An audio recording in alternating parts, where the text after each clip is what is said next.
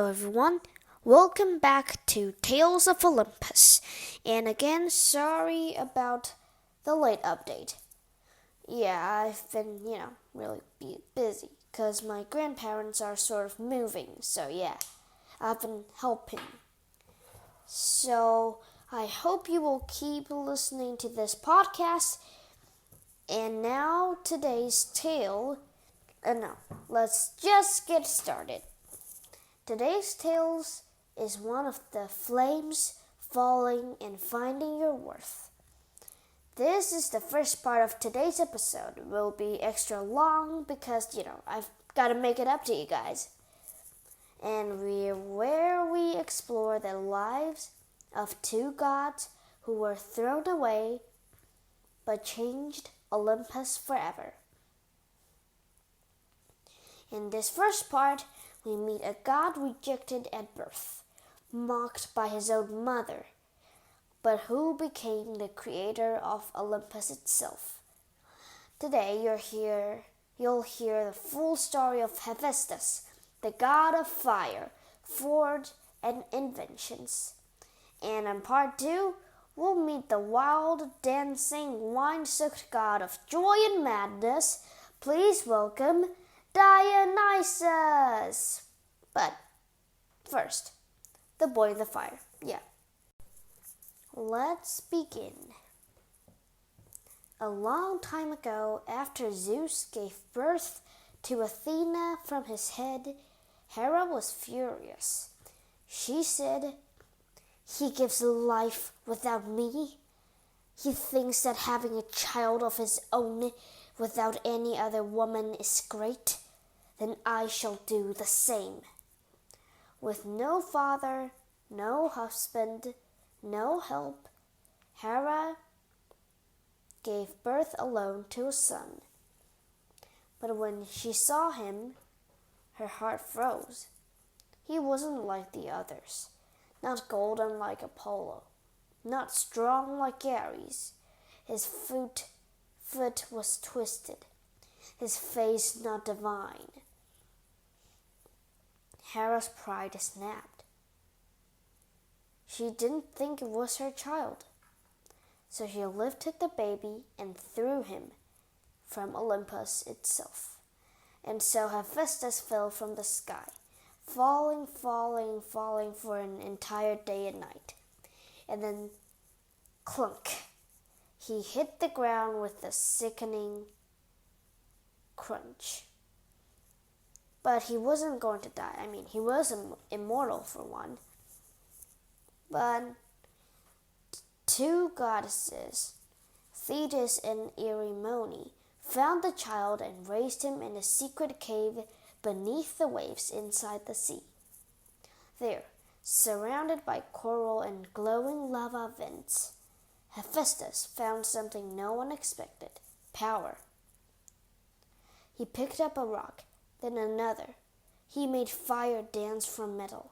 He hammered, shaped, and melted. And finally, he invented.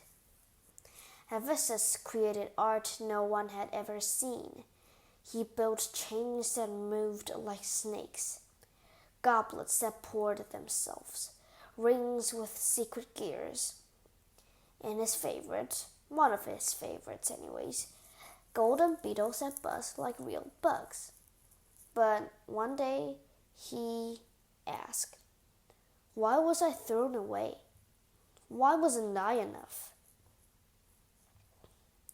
And years passed, just like that. Hephaestus, the goddesses told him what happened to him, but Hephaestus never forgot Hera. So he built her a gift, a trick, a throne of pure gold, with swirling arms and gentle cushions. He sent it to Olympus without a word. Hera smiled when she saw it. She sat down proudly. But click, snap, shunk. Metal arms wrapped around her wrists, the legs locked to the floor. She was trapped. "What is this? Release me at once!" But no one could, not even Zeus. When they knew Hephaestus did this, they begged him to come fix it. He refused. "She threw me away. Why should I return?" So, guess who came to help? It was Dionysus. Well, we'll talk about him in today's episode later on. But at this time, just think he was a wanderer, but he knew of Hephaestus. He came to the underwater forge one day with a big smile and a bottle of divine wine. "You're the smartest one on Olympus, you know. Let them see that." He offered a drink and another, and soon Hephaestus laughed for the first time in his life. The two rode back to Olympus together, Hephaestus on a golden donkey, Dionysus singing and clapping beside him. Well, I guess Dionysus managed to convince Hephaestus. But when they arrived, all of Olympus stopped. Hephaestus was no longer small and weak. He wore robes of molten copper. His hands glowed with power. His eyes burned and saw everything. He walked up to Hera. She was pale. He tapped the throne with a tiny hammer, and it opened. She stood up silently, and for the first time, Hera said thank you and apologized.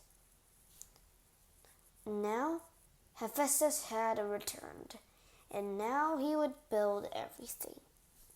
Hephaestus later became the god of fire and forge. He also built the famous objects in Greek mythology, like Hermes' winged sandals, Achilles' golden shield, and the first woman, Pandora. Even the automaton servants of bronze who could walk, talk, and pour nectar. He was the inventor of Olympus. The god they rejected had become the god they depended on. They built the world with thunder. I built it with fire. And that was the story of Hephaestus, the flame that could not be put out. But next time, we turn to madness, to wild parties, heartbreak, revenge, and dolphins that used to be pirates. Join me for part 2, the life of Dionysus, the twice-born god of wine, theater, and chaos. So, I will just take a little break right now. And just let me rest for a moment.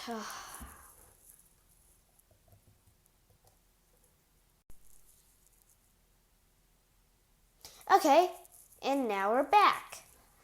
Now it's time to bring in wild music, purple vines, golden cups, pirates, princesses, madness, and magic, because this is Dionysus. Okay, very dramatic intro, I know, sorry. Now we follow a god who laughs, dances, and cries, and destroys. Anyways, he's the god of wine, theater, madness, wild joy, deep sadness, and a second chance, and blah, and blah, and blah. He was born from fire, raised in secrets, and crowned in grapes. This is the full story of Dionysus, also known as the twice-born god, who turned pain into parties and pirates into dolphins. Let's begin. Dionysus' mother was a mortal woman named Semele, a princess of Thebes, and his father was none other than Zeus. As everybody must have known by now, Hera was furious when she found out, so she disguised herself as an old woman and visited Semele. My dear, do you know your lover? How do you know your lover is truly Zeus? If he loves you, then ask him to show his god form. Semele, full of love and pride, made Zeus promise to show his true self. And one day when Zeus came to visit, Semele asked Zeus to grant her a wish. Zeus, did the idiotic Zeus-type thing to do, swore on the river Styx to agree to whatever she asked. So, by now the gods should know not running around making promises on the river Styx isn't good at all. But it was too late. And when Semele asked to show his true form, Zeus tried to save her. He knew that the gods' true form could make any mortal disintegrate. And he did, but he had no choice. So he did show his true form. But when he revealed himself, thunder and lightning erupted from his body, and Semele was burned to ashes. But she was pregnant, and Zeus wasn't done. He reached into the fire and pulled the baby from her womb, and sewed the child into his own thigh. Several months later, Dionysus was born again from Zeus's leg, and he became the only god to be born twice. Hera still hated him, so she sent madness upon Dionysus. He was hidden away, raised by mountain nymphs and forest spirits. But the madness stayed. He wandered the world, laughing one moment, screaming the next, turning water into wine, then curling up under trees crying. But he was never alone. He was followed by a wild group called the Maenads, women driven by divine frenzy, and the satyrs, goat men who played flute, danced, and sang. Together, they became the traveling storm of madness and joy. Let me forget. Let me feel. Let me dance! Dionysus laughed with sorrow. You know what? There's a part we didn't say before. Before Dionysus was mad, and, you could say cursed, he had a pretty good life in a mountain. Like he was already raised by satyrs already, so that was no big deal. And so one of his best friends, a satyr, his name was Ampelos. Ampelos was a young satyr. He was a very close companion and love of Dionysus. He was full of joy, recklessness, and beauty, often riding animals and playing with wild abandon. But something happened to him. One day, Dionysus dared Ampelos to ride a wild bull, and Ampelos, not ever to back down from a challenge, agreed. But he fell and struck his head on a rock. But that didn't happen. He did not die. But then, another day, Dionysus challenged him. No, Dionysus did not challenge him this time. Dionysus once looked up at a tree and looked at the fruits growing on there longingly. And so Ampelos caught him staring, and he said he'd offer to bring it up for him. And Dionysus said, okay. He agreed. But when Ampelos finally picked up the fruit and tried to get back down, he slipped and struck his head on a rock. Dionysus rushed to his aid, but he was already dead. Dionysus was heartbroken. But just as he was mourning his old friend, the tree grew into a grapevine, and from that came wine. And so that's why Ampelos' death explains why wine is sacred to Dionysus.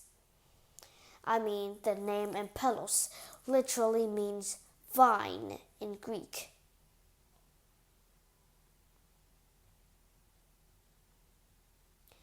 And so, some versions even say that was how he got mad. But some versions say it was Hera's fault. So whichever version you believe, it's practically the same thing in the ending, like he was still mad. Okay, so where were we before the flashback? The let me forget, let me feel, and let me dance thingy. Laughing with sorrow. Okay, so continue. One day, Dionysus also appeared as a beautiful young man on the mortal world. He loved being the mortal world. He loved watching mortals just do stuff. But one day, a group of pirates saw him and said, "Oh, look at his robes. He must be a prince. Let's kidnap him for ransom." They pulled him aboard. Dionysus did not resist. But when they tried to tie him up, the ropes fell off. They tried again and again. One of the men who was, more intelligent, he was a helmsman. And now Dionysus was mad. Vines started growing from the mast. Wine poured from the deck. Music played from nowhere. And the pirates, they were turned into dolphins. Only the helmsman was spared. He tried to warn the other pirates that this must be a god. And Dionysus, grinning, said, "You believed." To this day, dolphins are still sacred to Dionysus, but his most sacred animals are the leopard. He was the god of big cats as well. Like, my favorite animal is actually lions. Yeah. Comment below if you like lions too. Dionysus' greatest love was Ariel, a mortal princess abandoned by Theseus on the island of Naxos. She was alone, crying, forgotten. Theseus, the guy with the Minotaur. We'll talk about him in maybe the next few episodes.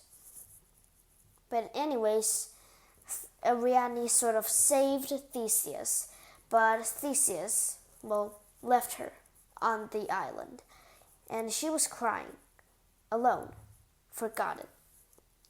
Dionysus found her, and he said, "The world has hurt you, but I see you."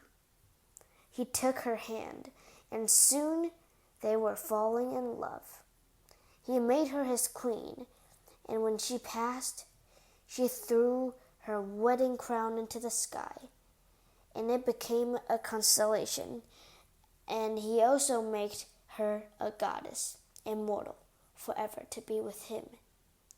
And the constellation to this day, it still shines as the Corona Borealis. Dionysus wasn't just wild too. He gave the mortals, us, the power to laugh, weep, dance, perform, and escape. He was the god of theater. He gave us drama, stage, and stories. Because even in madness, there is a meaning. Even in chaos, there is truth. Even in wine, there is a memory. And, here's a little something from Dionysus to all our listeners. Let go, little mortals. Feel everything you want to feel. And do not be afraid to be alive. Okay, that's it for today's episode. Hephaestus brought order from fire. Dionysus brought truth from madness. Both were cast out. Both were doubted. But both became the gods who changed Olympus forever. One created, one celebrated, but neither forgot the pain that came before the power, the joy. Okay, before the end, let's see if you can guess the next gods. A few gods. No, not next gods. Actually, a little hint. Maybe. No hint then. Wait, this is pretty easy. Okay. I pull the sun across the sky with golden hair and piercing eye. I sing and heal and arrows fly. Who am I? Riddle number 2. I hunt the night and light the moon. I run through woods and howl a tune. Goddess fierce, alone and free. Who am I? The answers are all available in the next episode, and if I have time, I'll upload it literally tomorrow. And I know a lot of people are listening. Also, thanks to the real listeners in Germany, Libya, and Spain, Kenya, United States, United America, United Kingdoms, Taiwan,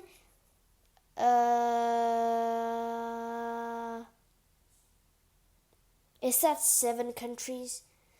If you want to hear your country's name, just follow and download a lot, and I'll see you.